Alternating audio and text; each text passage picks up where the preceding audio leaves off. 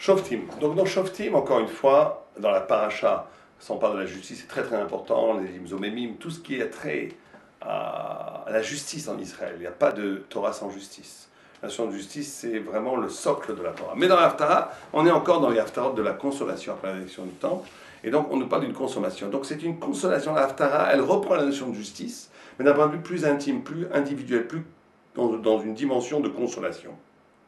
Alors, la justice dit de Chovat HaLevavot, il dit une chose extraordinaire. Il dit l'essence du moussard, c'est d'être pareil à l'extérieur qu'à l'intérieur.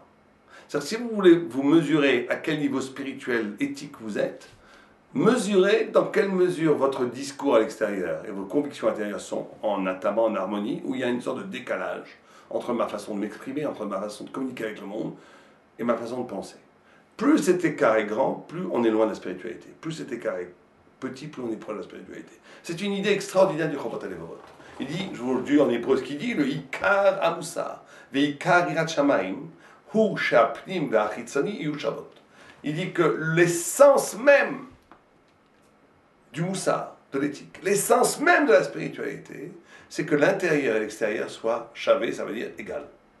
Bon, alors tout le monde comprend que ce décalage vient ou de la peur. Si j'exprimais tout ce que je pensais, j'ai peur de ne pas plaire à celui qui me regarde.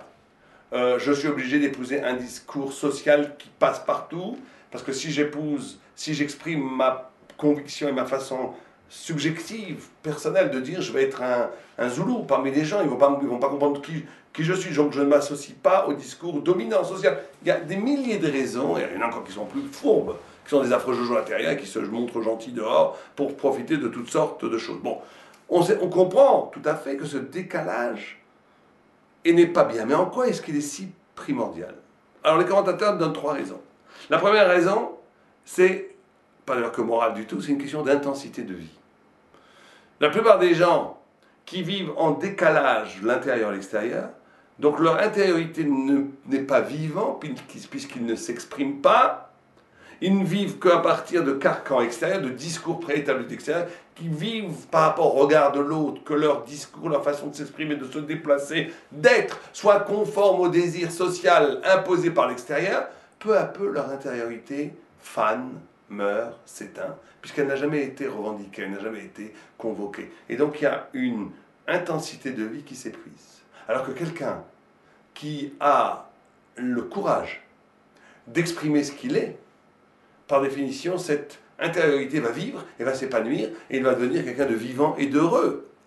Donc la première dimension, c'est la notion même du bonheur d'exister. On ne vit pas, plus le décalage est grand entre ma façon de l'exprimer et ma façon d'être, plus la vie est fanée, tuée, et plus ce décalage est petit, plus la vie est intense, plus elle vit. La deuxième chose, c'est la fidélité à Dieu. Ça, c'est beaucoup plus moussari. Effectivement, si je suis obligé de mentir à l'extérieur, c'est que je ne fais pas confiance à Dieu. Je fais confiance à l'homme. Or, il ne faut pas avoir peur ni de ses idées de Torah, ni sa façon d'être. Il y a une façon d'être qui doit correspondre à ses convictions à l'extérieur, qui dit, bon, c'est pas grave, je perds le job, je perds le contrat, je perds ça, mais moi, je reste selon mes convictions thoraïques. Je suis avec Dieu avant tout. C'est une confiance à Dieu. Et la troisième chose, c'est un échange. C'est-à-dire que quand je laisse exprimer mon intériorité à l'extériorité, mon intériorité va se nourrir du monde, et le monde va se nourrir de ma subjectivité. Il va y avoir un double échange. Le monde va pouvoir être basculé, parce que quelqu'un qui croit vraiment en lui, qui est vraiment ce qu'il est, il peut changer le monde, parce que c'est original. Et le monde a besoin de choses originales. Mais d'un autre côté, quelqu'un qui laisse exprimer ce qu'il est vraiment à l'intérieur, il va pouvoir aussi recevoir du monde un enrichissement extraordinaire. Il y aura un mouvement de aller-retour, qui fera la vie elle-même. Donc, le Ikar du Moussard, le Ikar de l'éthique juive, c'est cette capacité d'harmoniser ses paysages intérieurs et sa façon de s'exprimer à l'extérieur. Sa façon d'être et sa façon de penser. Sa façon de s'exprimer et sa plus profonde intimité de conviction à l'intérieur de soi-même.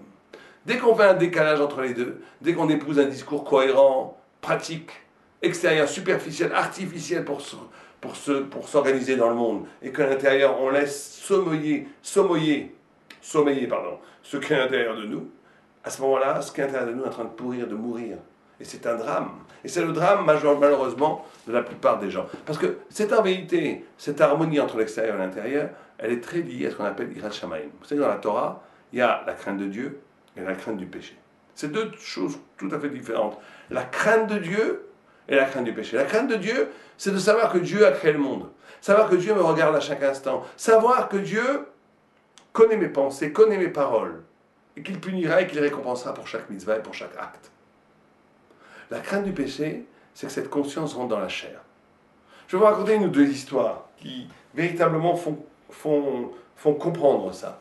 Une fois, il y avait un homme, ça s'est passé à Jordan il n'y a pas tellement longtemps, où un homme qui avait un enfant, et cet enfant avait un chien avec lequel il entretenait une relation presque passionnelle. Il adorait son chien. Bon, c'est pas tellement chez le religieux, il n'y a pas tellement de chiens, mais là il avait un chien. Bon, ils ont été dans la vieille ville, et dans la vieille ville, tout est filmé. Il faut savoir, ça ne veut pas trop le dire aux terroristes, mais dans la vieille ville de Jérusalem, il y a des caméras partout, tout est filmé, tout le temps.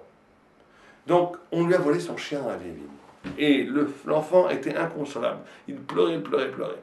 Le père, c'est un bon papa, il a été voir un copain à lui qui était au Kishlé. Au Kishlé, ça veut dire c'est le centre de la police de Jérusalem. Il avait un copain là-bas, il dit écoutez, mon fils a perdu son chien, on lui a volé. Je sais que vous avez tout filmé, rends-moi un service, retrouve-moi ce chien. Le copain policier était sympa, il a regardé le bourron, en arrière, il a regardé les caméras, ils ont vu exactement où l'arabe avait volé ce chien, où est-ce que le gars était. Ils ont été à la police, une fourgonnette, ils sont arrivés dans le pays, ils ont repris le chien, ils l'ont rendu au grand enfant, ils ont fait une fête, ils étaient très contents. Et quand ce père raconte cette histoire à un autre copain, le copain il dit mais il est idiot ce gars-là, ce voleur. Il ne sait pas que comment est-ce qu'il peut voler en plein air en sachant qu'il est filmé? Et l'autre il le regarde dans les yeux et il dit et toi? Et toi? Ça veut dire quoi, ça? Et toi? Et toi, tu sais que Dieu te regarde à chaque instant. Tu sais que Dieu te regarde à chaque seconde et pourtant tu dis du lachonara, tu te laisses aller, tu fais des avérotes, tu regardes, il ne faut pas regarder, etc. Donc en réalité, tu sais que Dieu, mais tu ne l'as pas intégré. Ça, c'est iratraite. Iratraite, c'est cette capacité d'intégrer dans le corps, dans la conscience, dans l'existence, la conscience intellectuelle de la crainte de Dieu. Et quand on a, et encore une fois, tout le monde comprend que c'est très lié. Quand quelqu'un est capable d'intégrer la présence de Dieu dans la vie, donc il n'a plus peur du monde extérieur, donc il essaie d'harmoniser son intérieur et son extérieur, il est un, et cette unité est porteuse d'extraordinaires fruits de Torah, de chesed, de grandeur. La grandeur se paye à ce prix-là. Aleva Leinu, le Shabbat Shalom.